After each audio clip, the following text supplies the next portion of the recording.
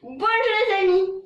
Aujourd'hui, on va voir la suite de la dernière vidéo, toujours le chapitre de la proportionnalité. On est arrivé au quatrième paragraphe, qui est le pourcentage. Commençons par cette propriété. Calculer un pourcentage revient à calculer le quatrième proportionnel. Prenons un exemple. Si 15 kg de blé donne 12 kg de farine, calculons le pourcentage de la farine donnée par le blé. Pour cela, on va utiliser le fameux tableau de proportionnalité. 15 présente le blé complet, donc c'est le 100%. Et 12, c'est le poids de la farine qui correspond à X%. Écrivons le tableau de proportionnalité sous forme de rapport. 12 sur X est égal à 15 sur 100. Je vais utiliser le produit des extrêmes est égal au produit des moyennes. Alors, 15x est égal à 1200. C'est-à-dire que x est égal à 1200 sur 15. Finalement, x est égal à 80. Exemple. Dans une classe de 40 élèves, 25% sont des filles. Calculons le nombre de filles et de garçons dans cette classe. On va appliquer la propriété. X% dans la propriété et 25% dans l'exemple. 40 élèves et la quantité et aussi le nombre total des élèves. Donc, le nombre de filles dont la propriété, c'est la quantité multipliée par x divisé par 100. Dans notre exemple, c'est 40 fois 25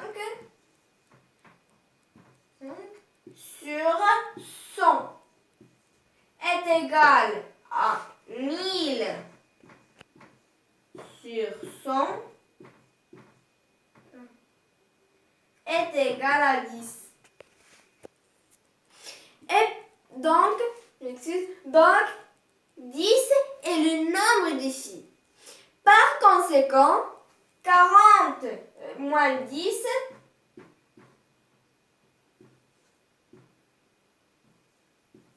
est égal à 30. Alors, 30 est le nombre des garçons. On va passer maintenant au cinquième paragraphe, l'échelle. Cette définition paraît assez large, mais est vraiment facile. Alors, passons à la lecture.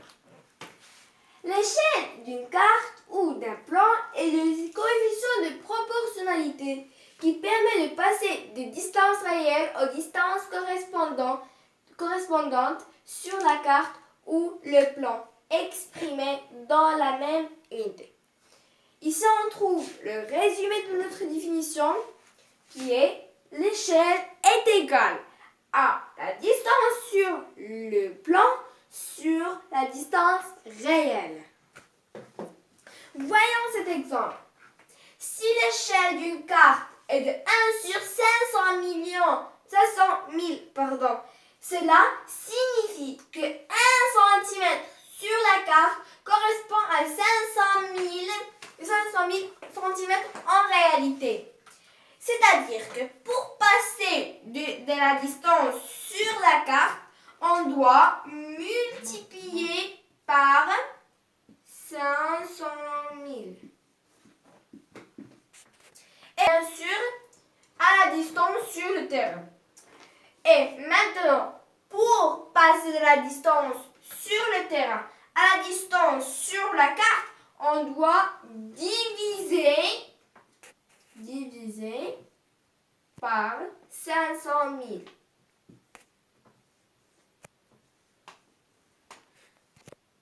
La distance sur la carte et la distance sur le terrain sont proportionnelles. Voyons cet exercice d'application. Sur la carte, à l'échelle de 1 sur 1 million, deux villes sont distantes de 10 cm. Quelle distance les sépare en réalité?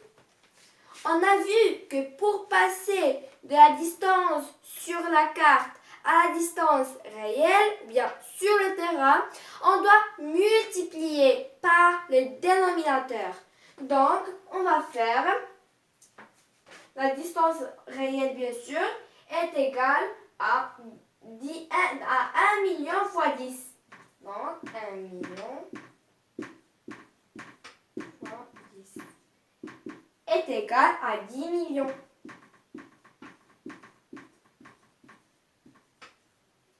Mais ici, 10 millions centimètres. Si on veut, on peut la transformer en kilomètres. Est égal aussi à 100 kilomètres. On est arrivé au dernier paragraphe. Mouvement uniforme. Définition. On dit que le mouvement d'un objet est uniforme lorsque les distances parcourues et les durées correspondantes sont proportionnelles. Exercice d'application. Le tableau suivant montre la durée et la distance parcourue par un camion. Dans la première ligne, on a écrit la durée en heures. Dans la deuxième ligne, on a écrit la distance en kilomètres. Question. Est-ce que le mouvement du camion est uniforme? Justifié. Pour cela, on va calculer les rapports de ce tableau. 160, la deuxième ligne sur la première ligne. Donc ici, c'est 240 sur 3. Pour les 4 colonnes, on a trouvé la même valeur qui est 80. Donc, le mouvement est uniforme. Alors, 80 est le coefficient de proportionnalité. Et c'est aussi la distance sur la durée qui n'est autre que la vitesse moyenne. On est arrivé à la fin de notre vidéo. J'espère que vous l'avez aimé. N'oubliez pas de me laisser des likes et abonnez-vous à ma chaîne YouTube ainsi à ma page Instagram. Et merci.